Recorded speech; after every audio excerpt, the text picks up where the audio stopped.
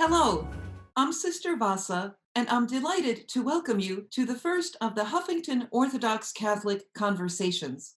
I've been invited by the Huffington Ecumenical Institute at Loyola Marymount University in Los Angeles to host a series of online conversations between prominent Orthodox and Catholic theologians, discussing in a frank and reflective manner both the present day obstacles to and new opportunities for unity between the Orthodox and Roman Catholic churches.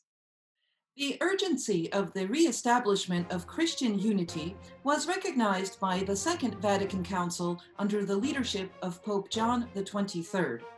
The epoch-making meeting between Ecumenical Patriarch Athenagoras and Pope Paul VI in 1965 and the Catholic Orthodox Joint Declaration of 1965 have been followed by many similar fraternal encounters.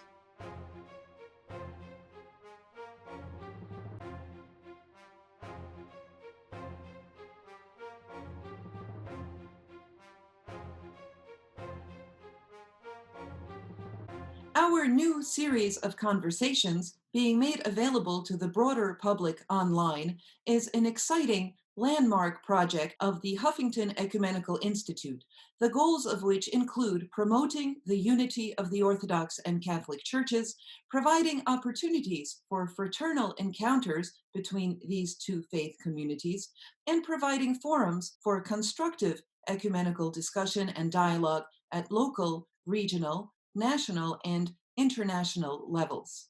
These goals are also dear to the heart of Loyola Marymount University, a Jesuit institution that seeks to integrate reason with faith, with special emphasis on theological scholarship, as well as on ethics and spirituality. Loyola Marymount University educates its students not simply to tolerate, but to appreciate and learn from traditions and faiths other than their own. Our guests today are, from the Catholic side, the Very Reverend Mark Morozovich, Dean and Associate Professor of Liturgical Studies and Sacramental Theology of the School of Theology and Religious Studies of the Catholic University of America in Washington, D.C. Father Mark, a Western Pennsylvania native, formed in the Ukrainian Catholic Church of his family, is a Greek Catholic priest and liturgical scholar specializing in Byzantine liturgy. I'll mention that he wrote his doctoral dissertation under the direction of the famous Jesuit liturgiologist Father Robert F. Taft at the Pontifical Oriental Institute in Rome, as did I, so we are academic kin, so to say, and also longtime friends.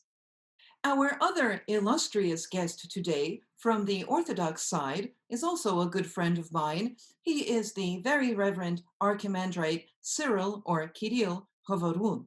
Until recently, he was the acting director of the Huffington Ecumenical Institute. Father Kirill, a leading expert on Orthodox ecclesiology and prolific author, has vast experience both in academic theology and in the areas of pan-Orthodox and ecumenical relations.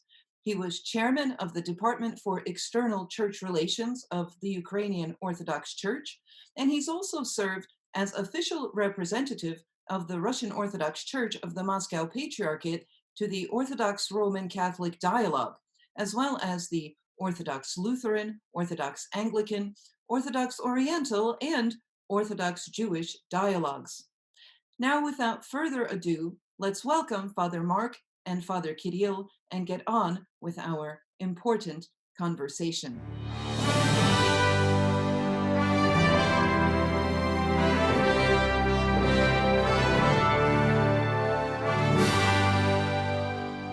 Hello, Father Mark, and hello, Father Kirill, and welcome to both of you, and to the viewers at home, to the very first of the Huffington Ecumenical Institute's Orthodox Catholic Conversations. I'd like to begin by asking first you, Father Mark, and then you, Father Kirill, to share your insights on the most significant obstacles as you see them today to full communion between the Orthodox and Roman Catholic churches. Thank you very much, Sister Vassa, and it's a great privilege for me to join with you, both of you today, and have this conversation across the many miles. And I think that the many miles is something that is representative of why there are problems. Each church exists within a particular political system. And so when we look at realities and we look at our lived experiences, that has such a huge influence on what happens in these church relationships. We're living through something in the United States now, just even between the Democrats and Republicans of the great upheaval and people not understanding one another. And I think that so oftentimes in our church relationships, that little issues rise to become huge issues. And a lot of times it's the co-opting of religion in the name of politics, whether those are stated or unstated, whether they're even acknowledged or not acknowledged. When we look at the basis of the theological issues, we have had dialogues going on for centuries, trying to resolve the theological issues, and I think we're coming pretty close to many of them. I mean, certainly, issues of second marriages and how that would be treated is an issue. I think that we've pretty much, I think, come around to understand this moment of consecration issue.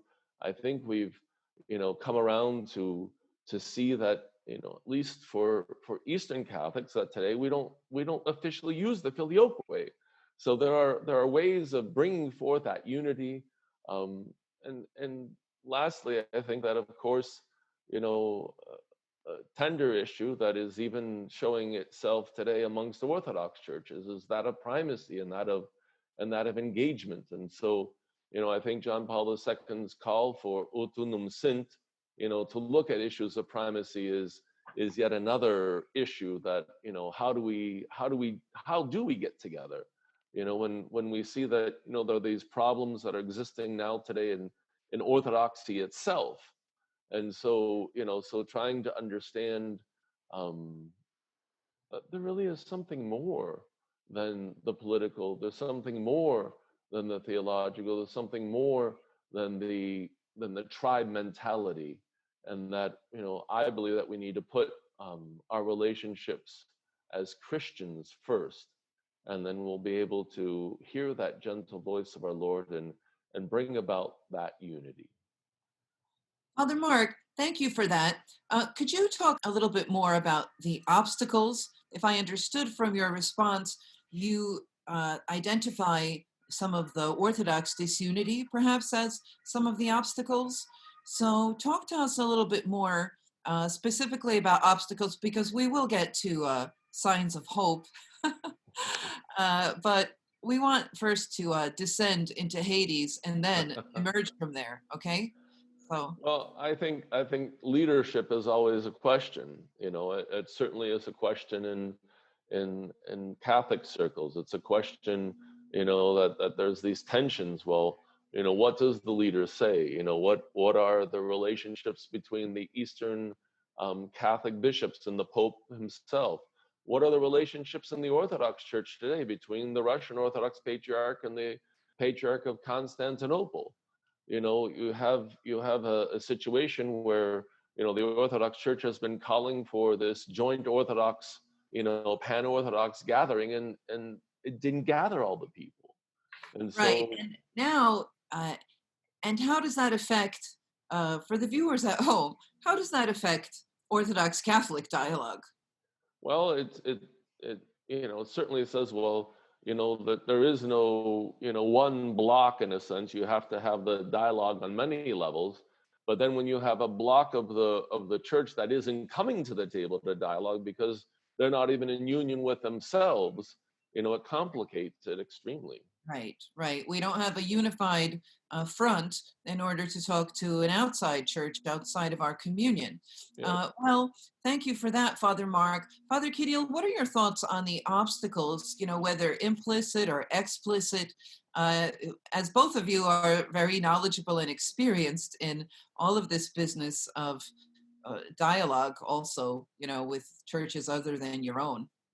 Well, yeah, thank you. I completely concur with what Father Mark said, and I think he's absolutely right in identifying the main obstacles towards unity.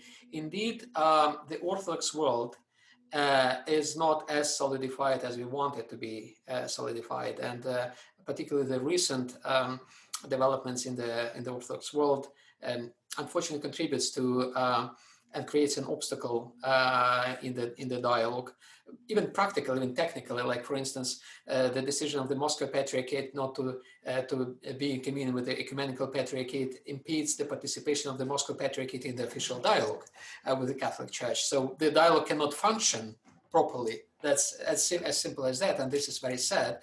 However, this unity, these kind of quarrels, they are underpinned by some more profound, I think, disagreements even within the Orthodox ecumene, Orthodox world. Like, for instance, we cannot come to a common understanding of primacy.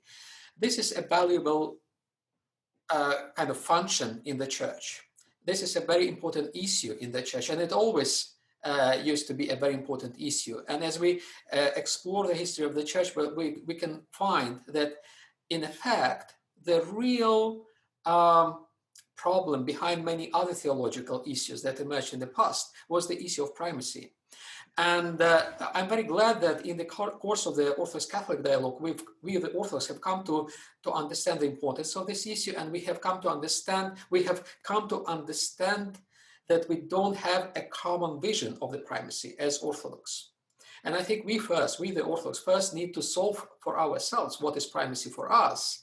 Because so far, in a constructive way, in a positive way, because so far we agreed as Orthodox that we don't want a kind of primacy that Rome has. It's a kind of bottom line of our discussions, but we cannot go beyond that, which is very unfortunate.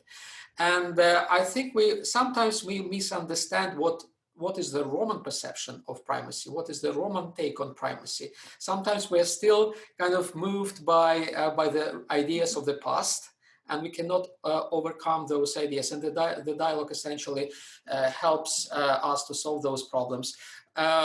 We have advanced quite significantly in some aspects regarding the primacy. Like, for instance, the recent study of St. Irenaeus group, which has produced a book on serving communion, the kind of an outlook, a common Orthodox Catholic outlook at the issue of primacy. And this book is being distributed by the Huffington Ecumenical Institute and disseminated. I'm very happy that we are doing this. So this is an important step in this direction of solving this issue. So we lack a common understanding as Orthodox of what is primacy first in a constructive way, not just in negating the Roman primacy. But even if we arrive at a common understanding, which I don't see when it may happen, we can still disagree, I think, on the interpretation of primacy in the terms of West-East kind of division. What I mean is, and this is my experience from the official dialogue, Orthodox Catholic dialogue, is how do we take primacy? Is it a construct, or is it embedded in the nature of the church? Is it something that stems from the conditions in which the church found itself in the Roman Empire and afterwards? Or is it something which is pertinent to Christianity? This is a discussion which is ongoing, and we have not arrived, I think, at the conclusions regarding this. I believe that it is kind of an issue to be discussed. Other issues that really tantalized us in the past, like filioque, like different ritual issues. You are liturgical theologians, you know much better about this than me. I believe they've been solved. We don't disagree anymore on this, and this is a great hope. This is really something that people, even 100 years ago, did not expect to arrive at, and we are there already. So yes, there are some issues, theological, but also mostly practical issues. And most issues have been solved. Thank you, Father Kirill. I would chime in here that were the dialogue even to officially continue and decide all the issues, which I'm not sure that pneumatological issues are seen in the same way. I'm not saying anything new to say that there is a very Christocentric to the Orthodox sort of, sensitivity, perception, I think, of Just have liturgy. the book of Cardinal Brillmar, Christ in the Tradition of the Church, which is exactly the memorandum or the proclamation of Christocentrism in the Church, right? Right. So, but I think that one could argue also that this is a different language. It's just like when you speak different languages, there's different Akzentsetzungen or setting of accents. And that's a risky thing for me to say about Trinitarian theology, but I just think that if you're not innocent of history, that you would agree that you can't just roll back an entire culture, in the way that God is worshipped. But the other thing I really want to mention, my friends, because both of the speakers today, for the viewers at home, are good friends of mine. I just want to say that it never was clear how the reception of these documents decided by joint commissions and various other commissions are supposed to be really accepted. And they often either are completely not accepted by anyone, or even most people, 99.9% of people, won't be aware of them. Even the hierarchs may be, I don't know, will not really read all of them and so forth. So the question, I think, of reception after the experts have agreed is an entirely sort of separate can of worms. Wouldn't you agree? You could, either of you, talk. Well, yes, I think that the reception issue is always a big issue because, how do things get disseminated? How, what makes news, if you will? What are the people in the pews thinking and saying? Exactly. It's a rare situation when you get a priest who's, engaging them in sort of the more lofty discussions, or you get a dedicated layperson. So I think that having, communities in each of the dioceses, in each of the churches, where you have these types of conversations going on. I know that there are such things that do exist, and I think promoting that is a way of promoting this dissemination. But I also wanted to add that, for many people, they've simply gone beyond. They in their own lives have worked out relationships, in many ways, that are very healthy. I'm speaking primarily from an American context in this regard, but I get along very well with my Orthodox brethren. Our parishioners get along very well. Things that might have been, problems 50 years ago just aren't today. And we see ourselves as minorities in this situation. And we realize, well, we have to band together. We have to, be common in our support of one another. Right. And I'd like to get to that next question about certain hopeful signs of unity that perhaps, well, I think that many of us would testify are different today than they were generations ago. And these hopeful signs, say, of personal friendship, perhaps of academic collaboration, collaboration on social and charitable projects, perhaps, and initiatives that might be common in certain communities throughout the world. I'd like to ask, how, in practical terms, would these kinds of connections, in your perspectives, both of you fathers, perhaps nudge toward full communion between the churches? Yeah. And I want to, before you answer, also identify as an obstacle, actually, that people, quote unquote, in the pews, oftentimes are even used to thinking that even talking about unity with a non-Orthodox church, I'm talking now about the Orthodox people, oftentimes think of that as a betrayal of Orthodoxy. So that in and of itself, a lack of concern about the disunity, thinking that it's actually the way things are supposed to be, the way God meant it to be, for us to be not together with Rome. I would want for the record to identify that as an obstacle. And now please, why don't both of you share your insights about the signs of hope? Yeah. Father Kirill? Well, yes, thank you for this question. I think a helpful insight in order to answer this question, a helpful insight can be borrowed from the Orthodox Oriental dialogue, the dialogue between the Chalcedonian and non-Chalcedonian churches, which was very successful. The two churches, the two families agreed that there are no theological obstacles anymore between them. And well, the question that follows, so what? Did it lead to the restoration of unity? It did not. Which gives us an important hint to our conversation, I believe. I believe that nowadays, fortunately or unfortunately, I believe unfortunately, theology doesn't play anymore the role that it used to play. Say, if we decide that we agree completely on the idea of primacy, let us imagine we have solved all our theological issues, including primacy, including whatever we can invent as an obstacle, a theological obstacle for ourselves. What's next? Does it mean that next day, overnight, we will restore our unity? It seems to be unlikely. It doesn't happen. It will not happen like that, unfortunately, I believe, because theology does not play the same role that it used to play.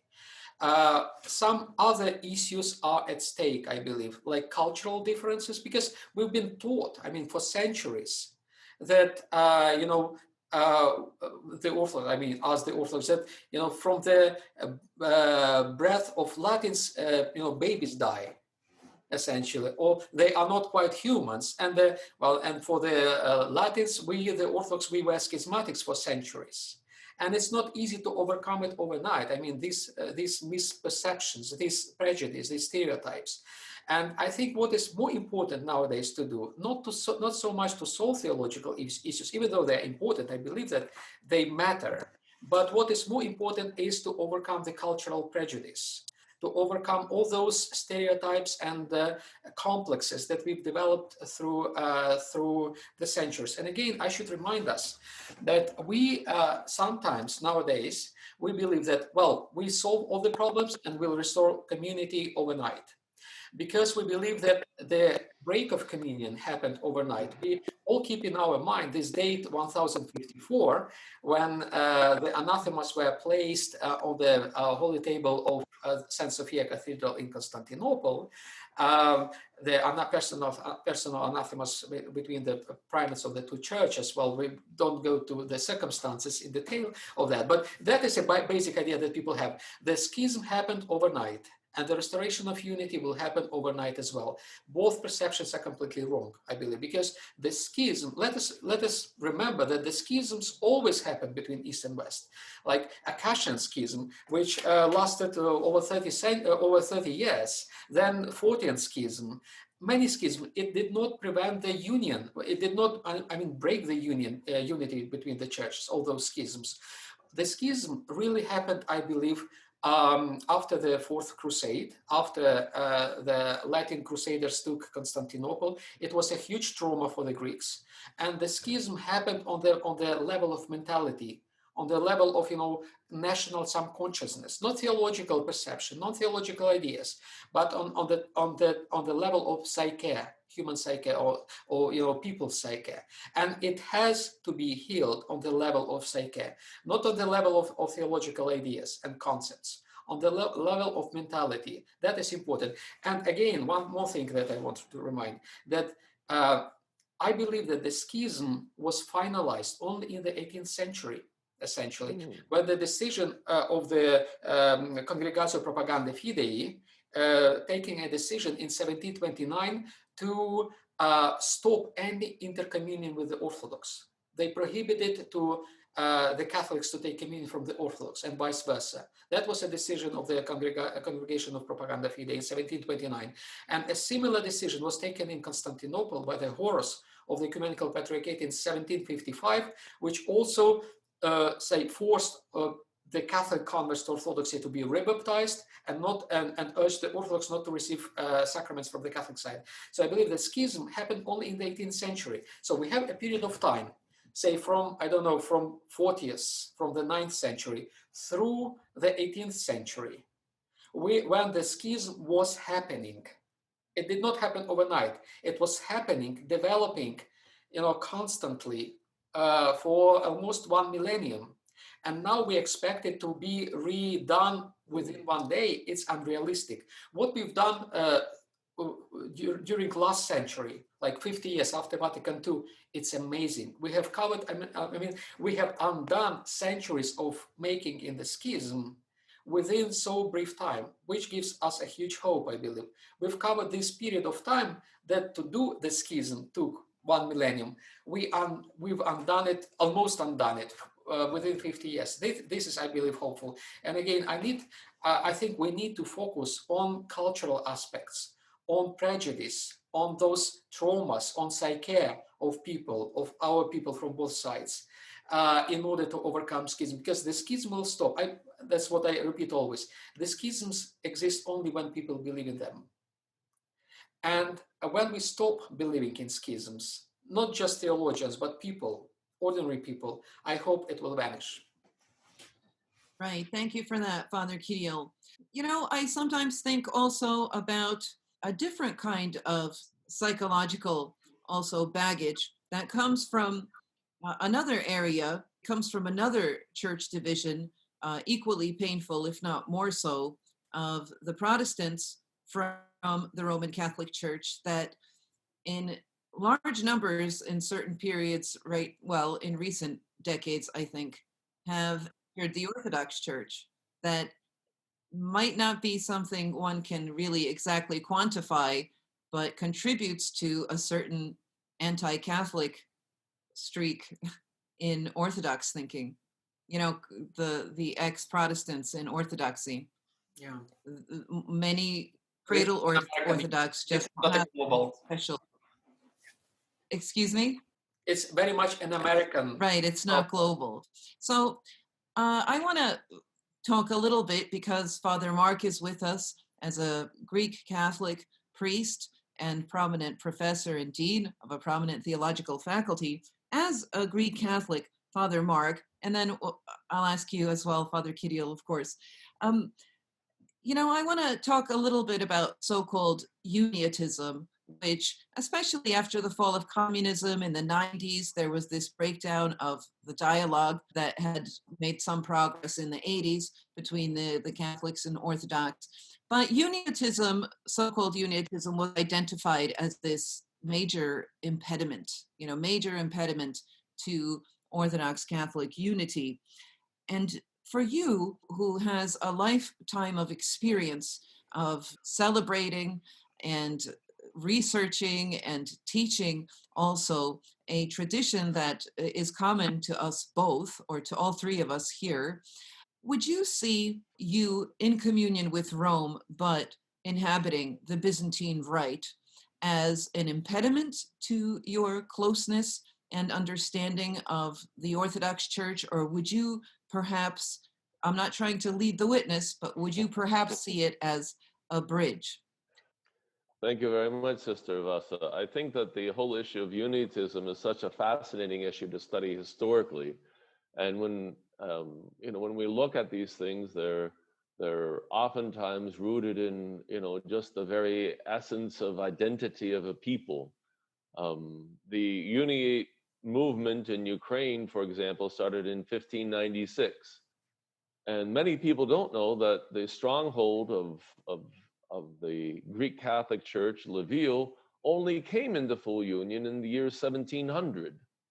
So so these are fluid situations, and I think that, as Father Cyril was pointing out, that we have just a very moving sort of reality of people trying to live, exist, exchange and understand. So when I like to talk about and think about the church, and by that I mean the entire church, all of us Christians, I think about a tradition that's a 2,000-year-old tradition. I think about a Latin, a Greek, and then oftentimes the forgotten Syriac fathers that have given the basis of our reality. When I teach an introduction to liturgy course to predominantly Western seminarians, I challenge them. I said, where does the famous Sanctus in the liturgy come from? Usually I'm met with blank stares. And then when I share with them that this was a Syriac hymn that was then embraced, they're like, really? And so I think that by really, first of all, education, is so important, so that we really know what the history is, what the past is, and that we can see that when we're talking about this interrelationship, we're at times so affected by our political stances or whatnot, that we forget that, well, there was this whole exchange. As you guys well know, and for the viewers, I had the great privilege of studying at the Pontifical Oriental Institute with my beloved mentor, Father Robert Taft. And it was fascinating as we looked at some of these things. And I'll never forget uncovering in Greek manuscripts, for me uncovering, others had done this many years before, that in the 10th century, the Constantinopolitan people viewed themselves as the Romanoi. And it was just, it was just one of those moments when I saw it. Well, yeah, there was a much different, expectation. And so I began to look and understand, well, we can't put our experiences on the past. We have to understand each epoch for its own sort of reality. And then in looking at, well, who am I as a Byzantine Catholic, as a Ukrainian Catholic? Well, I'm a boy from Pittsburgh, Pennsylvania, that this is what he knew. And then, entering into seminary, entering into engagements with people throughout the world, you begin to see things differently. You begin to understand, well, I am who I am. I have an experience. I have a church that has witnessed, against communism that was in the underground. And so that all of these things, we need to understand historical realities, the situation that brought us to where we are. And I think that, that no marriage is perfect, no relationship is perfect, no unity is perfect. There are upsides and there are downsides, and that I think that that understanding, how we can work together and how we can witness, and and learning certainly from mistakes of the past, of which there were many mistakes, with Uniotism. And so, so the church is, in dialogues that says, well, yeah, well, this isn't the exact ideal that we should put forward.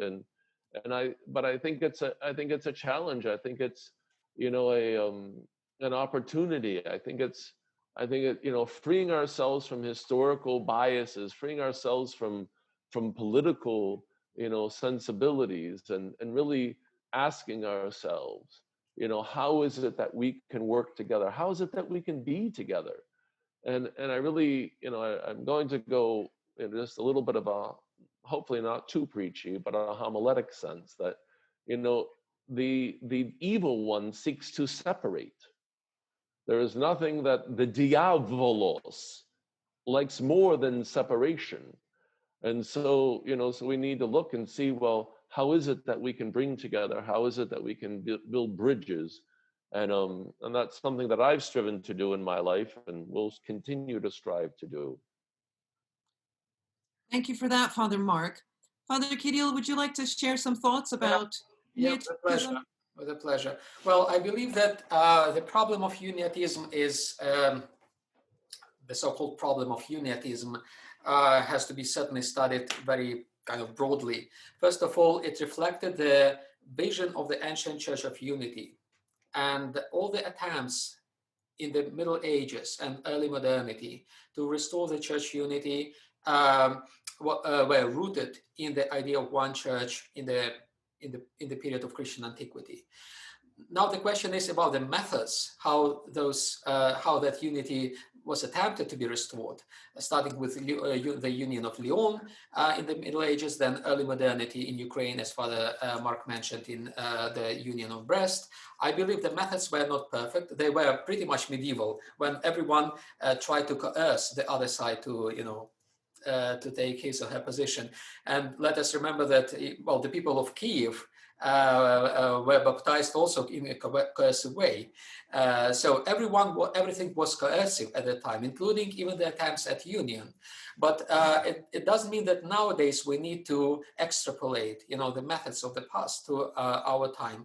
Many years in the church administration taught me to distinguish between the causes, reasons, and excuses not to do something. And I believe nowadays the issue of uniatism in the modern Orthodox Catholic relations, even though it is presented sometimes as a reason not to proceed to the dialogue, to a conversation, but it is not a reason, it is an excuse for those who don't want to have a substantial and meaningful dialogue and conversation. And I believe we need to put this issue aside. It's not relevant anymore. And those people whom we call uniates or Greek Catholics or Eastern Catholics, whatever we call them, they are our brothers and sisters in Christ, and they deserve to be what they are, and we need to respect them. Thank you, Father Kirill. Yes, and I don't know if I should mention the issue of a new kind of, a rather new phenomenon of Western Orthodox. It doesn't seem to get mentioned, but I don't know if the Catholic side would mention, is that maybe reminding us of something? Is that not we have lots of Western Rite parishes now in certain jurisdictions. So, that this kind of communion is being fostered in ways that are not requiring sort of liturgical coherence. So I think also if one knows the details of how the liturgical rites also are being celebrated in Western Rite parishes in communion with the Orthodox Church, which is not unproblematic for the liturgiologist, one would have, a new problem in the dialogue, I think. Not that all of the Orthodox churches engage in accepting Western Rite parishes, but it is, I think, an issue that might reflect, I think, a lack of awareness about this, a lack of sensitivity to any importance of this dialogue, of any sensitivity to the Roman Catholic communion at all. Well, I think it also calls into question, just ecclesiology and, what is the sense of ecclesiology? Perhaps it is a departure from an ecclesiology that was centric around a particular ritual. And, I'm not sure, I haven't, studied that in depth. And so it's interesting, what are the reasons that gave rise to it? Where are the places where it happens? And so I think it's a great question to look at more deeply. I think it's very interesting, Father Mark, that you raise the issue of ecclesiological understanding in reference to the Western Rite, because, it's interesting that the Orthodox Church celebrates something like the Sunday of Orthodoxy in honor of a liturgical tradition of the veneration of icons. The victory of the veneration of icons is celebrated on the Sunday of Orthodoxy because of the popular definition. Everybody knows that Orthodoxy, when it's explained, it has two definitions, but one of the popular definitions is right worship, right? Right worship. So if worship is so central to the self-understanding of the Orthodox Church, this is an issue, but Father Kirill, would you like to add anything to this exchange right now? I think it's what is kind of maybe even more important is, and you mentioned it, the celebration of Orthodoxy, the Feast of Orthodoxy. I think it has to do with identity. And identity is an important and helpful category to understand the division between East and West, if you want. Even the ideas of East and West, they are imagined identities, because nowadays Eastern Christianity is everywhere in the West. Father Mark mentioned that he was born and raised in Pennsylvania, which is West, and still he belongs to an Eastern tradition, right? So he's an Eastern Christian grown in the West. Eastern Christianity is pretty much Western, and Western Christianity has been Eastern since I don't know long time ago, since the mission of the Jesuits to Japan and to Korea and elsewhere. So it's purely a construct. Those identities, East-West. I believe the same construct is the identity of Catholic and Orthodox. Orthodoxy nowadays is more an identity than the real thing that we originally meant by that. And let us not forget that the original identity of the Orthodox was, well, Father Mark mentioned it, they were Romans in the Eastern Roman Empire. They called themselves Catholics, Katholiki, Catholics, yes. right? And they called also themselves Orthodoxy, but in the same way, the Western Christians call themselves Orthodox. So we should distinguish between the predicatives and the identities. In the predicative terms, we are both Catholics and Orthodox. We are not Westerners and Easterners. We are Christians. In the terms of identities, yes, we may identify ourselves as Orthodox Easterners versus Catholics, Latins, Westerners, whatever. And sometimes we stick to identities more than to real things, than to what we really are. And yes, I know it's a very debatable issue nowadays in the United States, all those identity policies and politics. It is divisive in the country. It is divisive in the Christianity as well. It Yes. is divisive, because when we start to identify, we stick to identities, and when we weaponize our identities, then there is no hope for unity. But when we deconstruct them somehow, or when we come back to the original meanings of those words, of those identities, this may help, I believe. Well, I absolutely agree with that as well. I think that these identity politics are also reflected in the fact that everybody says, well, pneumatology, the way that the Holy Spirit is thematized or not, or perceived, is not important, because what's important is us, and the issues of primacy are also issues of the earthly, you know, representative of who we are. And I think that the fact that theology actually is overshadowed by issues that are not actually purely theological, right, shows this kind of, I think, shifting of the accent onto us. And I remember reading in St. Athanasius the Great, where he said that one of the major reasons for the fall was that the human being began to contemplate himself rather than contemplating God. And this accentuation of ourselves really is a spiritual problem, isn't it? This is not a political problem. Exactly, and it is egoistic, because we become egoistic about ourselves, about our groups, about our identities, about what we are, and we don't regard the others. We need to be more humble in order to to be closer to each other. It's an elitism that we're the special club and not the other guys. Well, We're the special club. and it even goes more than just the club. It's a whole, failure of interiority. When we talk about this whole reality, we are talking about Jesus Christ after all.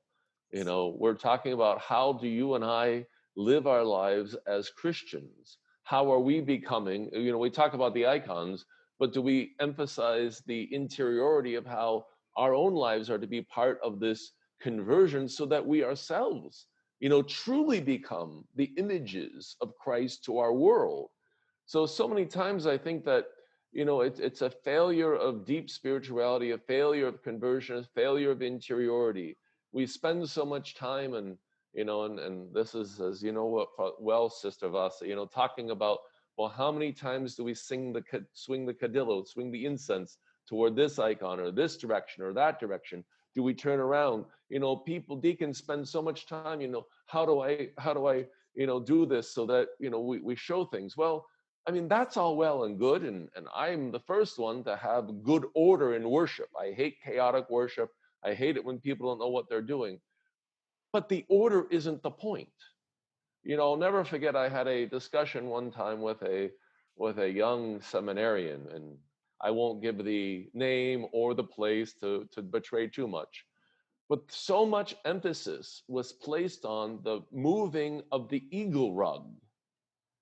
And to a point where at the distribution of communion, after the bishop received communion, the seminarian went and took the eagle rug out before the priest received communion. And I reflected with him a little bit later, and I said, well, what is your thinking about that? Well, he's a bishop. I said, well, look, we're putting the Lord and Savior Jesus Christ into our hands. And if that isn't more important than where our steps are going, then we have a problem of our lived spirituality. Because somehow, and this is a temptation, that we end up in the exteriority of so many things. We don't realize that, that the real point of this is our conversion, our deification, our movement toward the holy.